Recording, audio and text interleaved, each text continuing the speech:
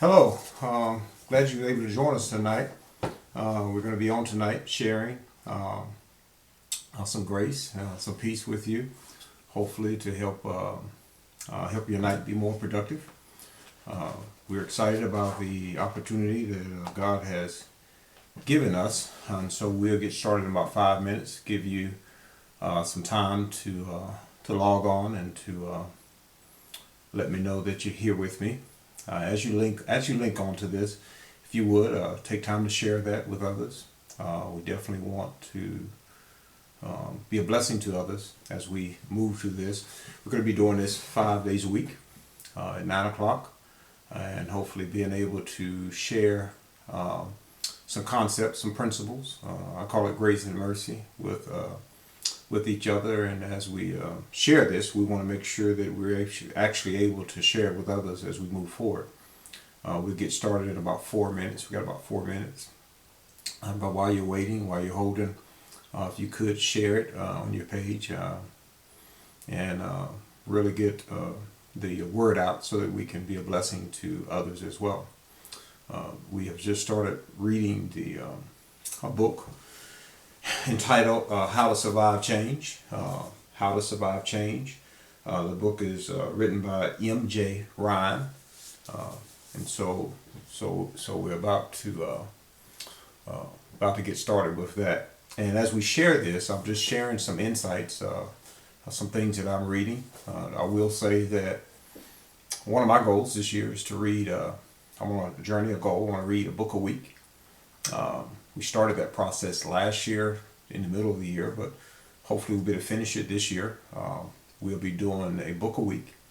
And as we're taking this journey, I wanted to be able to share it with you. Basically, I think that as we gain information, insight, knowledge, wisdom, any concepts that will help us deal with life in a more productive and effective way, I think it's our responsibility to share that with others. And what better way to use social media than to be a blessing to someone. So we're really excited about that opportunity. Got about 3 more minutes. If you would, take time to share, hit the hearts, thumbs up. That gets it out on social media a little bit more active for us.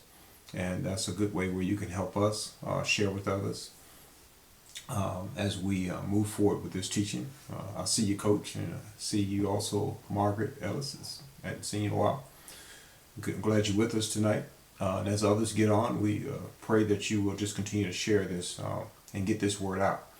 I believe that this opportunity will provide us with an opportunity to help each other grow and to maximize life, and just a good way to go to sleep. Hopefully it'll give you a sort of a some grace and peace soup that you can sip on tonight, that as you go to bed tonight, you'll go home with a clear conscience, with a clear focus, and hopefully be encouraged as well. And so our goal is to really to launch and produce faith and favor, to activate faith and favor in your life.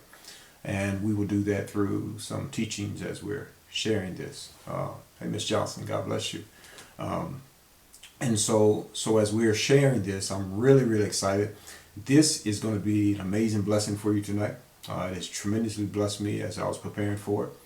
And we'll be on for about 10 minutes. So it will last from 9 o'clock to about 10 after. But just an opportunity to be able to hopefully put something in your ear that will produce faith, activate favor in your life, and help you to process what we go through. Once again, we are sharing from the book. Got about a minute left. We are sharing from the book How to Survive Change You Didn't Ask For. And tonight, the concept that I'm going to share out of the book, also we will share it through a biblical worldview.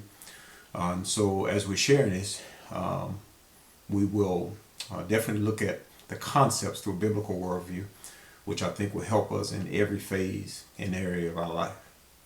And so we're at a point where we're ready to start now. Excited. And so we're going to get started. The book, like I said, is How to Survive Change You Didn't Ask For. It's by M.J. Ryan.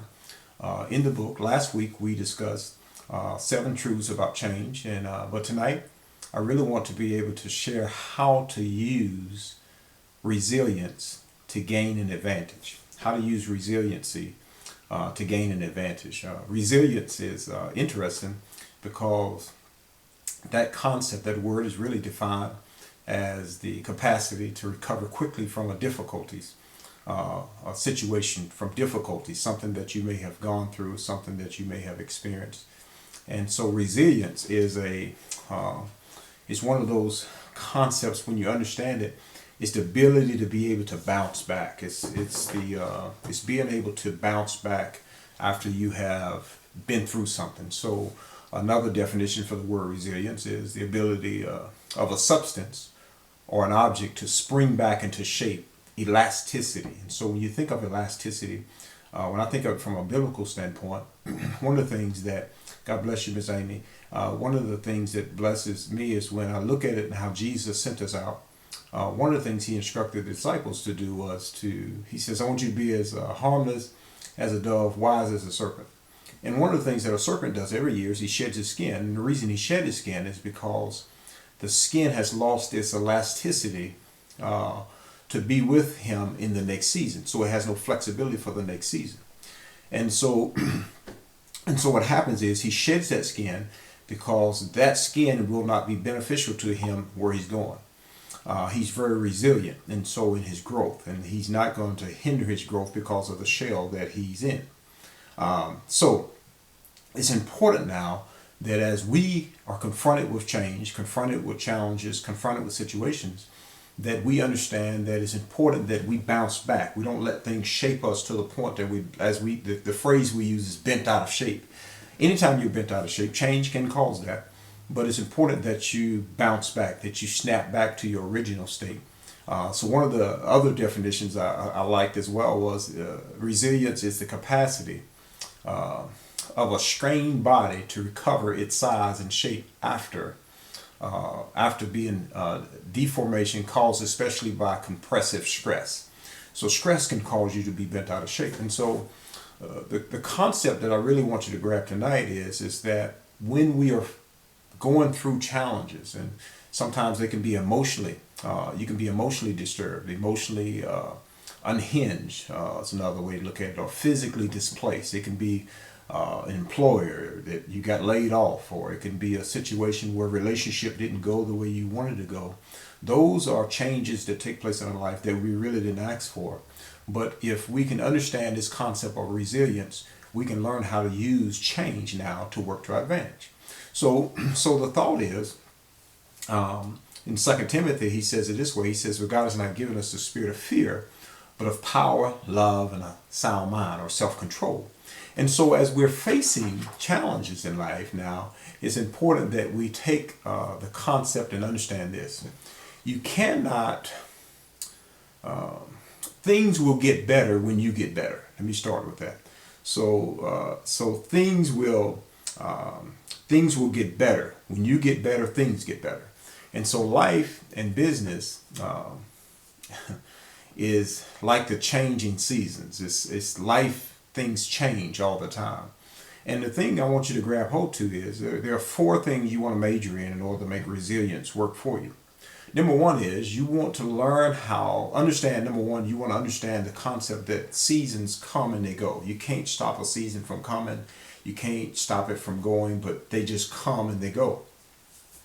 So when we take a look at the seasons, there are 4 seasons. We know they're going to happen. It's not something we choose. It's just that's the way the world is created. And so we know winter comes after every fall. We know springs come after every winter.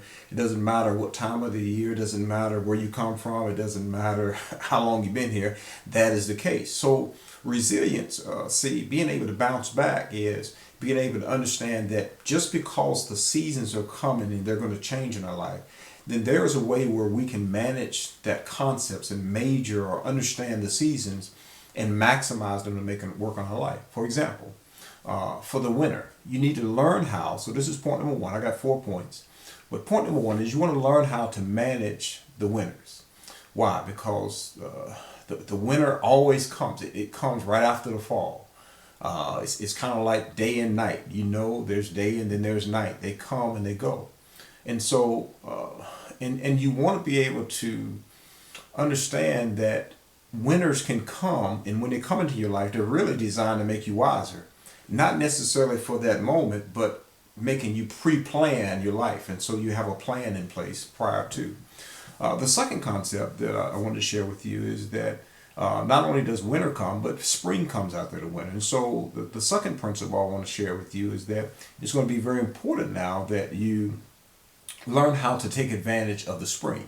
Spring is really an opportunity. It's a time, a season of time where we sow and we get a chance to sow. And so being able to sow, we understand that when we sow, we reap. And so it's interesting. So when you look at the spring, uh, spring is an opportunity. It doesn't last long. It moves pretty quick. So during the springtime, the season of spring, what we should be doing during that time is planting. We should be planting because during the seasons of springs is when we actually plant. Springs are brief.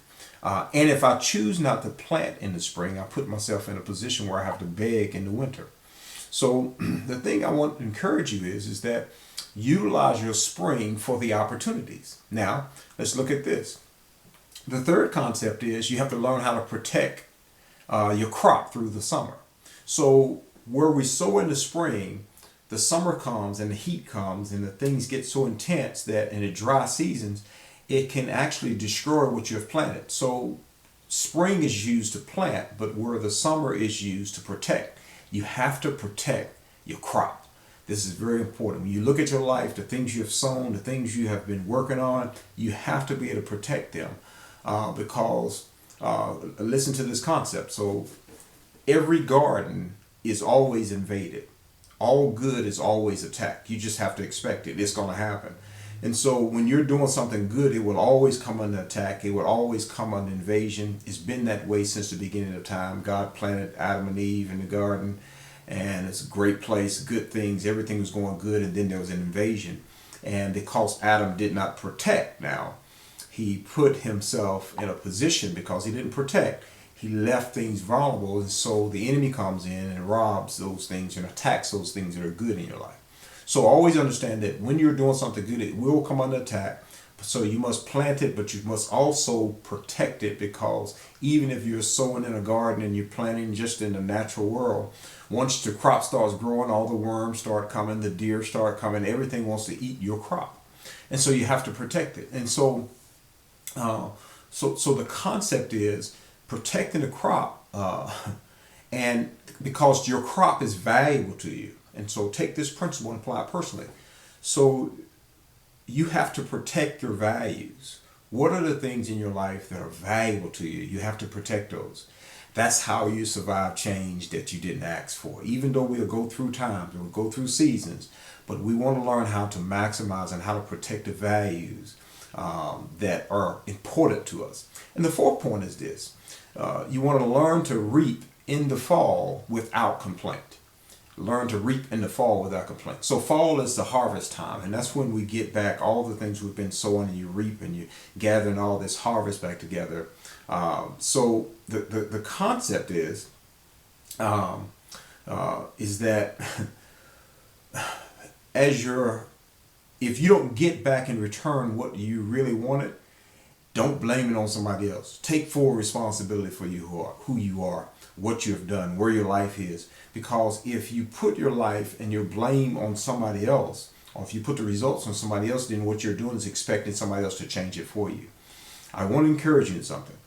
Your life, you are in charge of your life. You should be in charge of your life. You should be the one that's controlling your situation. You should be able to, as you said, Miss Amy, to own it. You got to be able to own your situation. You got to be able to take full responsibility. So if it's good, I take responsibility. If it goes bad, I ain't going to complain and blame nobody else. Because at the end of the day, I am the one that's sowing. I am the one that's putting things in the ground. I am the one that's trying to accomplish things in my life. And the seasons are not going to go away. They're going to always be there. So what you have to do is I have to manage my seasons. And I want to learn how to major in the 4 seasons that we exist in. Just like those seasons are in the natural, in the world, and everything revolves around them, I think our life is very similar. And so there are going to be times, summer is going to come, winter is going to come, spring is going to come, fall is going to come. All those things are going to come, but the most important thing you can do is you need to be productive in the season that you're in. So if it's winter time, let winter make you wise. If it's springtime, then take advantage of the spring. You sow, you sow, you sow. If it's the summertime, then you want to protect what you've planted. You know it's going to get dry, and things are going to try to dry you out and eat you out. And then of course, if it's fall, then you want to, when you reap, don't complain about the results. If you don't like the results, then you need to make that opportunity to be wiser in the next season that comes. And the last thing I want to share with you before we go is that it's going to be very important that you exist and be in the season that you're in. The worst thing you can do is be hoping that it is springtime, but yet it is summertime. You have to exist in the season that God has you in. And God wants you to really to be encouraged. So as change comes and seasons come and they come and go, and oftentimes we're hoping that it was winter, but it's spring. The best thing you can do, if it's springtime, be active in the spring. And so, I like that. Winter is a good time to study. It's a good time to prepare. It's a good time. Winter is when we gain most of our wisdom. We should gain most of our wisdom. And we should be really in a position where we gain wisdom. So learn how to manage those areas. Let me say one last thing before I go. In order to really make all of this work, you got to have goals. And we're going to talk about these some more tomorrow night at 10. And I'm going to give you 3 goals, 3 ways, 3 concepts on how to write your goals and how to establish your goals and how to organize them. I'm going to talk about some goal setting real quick as well. And so we're really excited about that. I hope that this has been a blessing to you. Please enter any comments, any questions. I will come back on later on and respond to any questions that you may have had. And just so glad you guys were able to join us tonight. God bless you and you have a good night.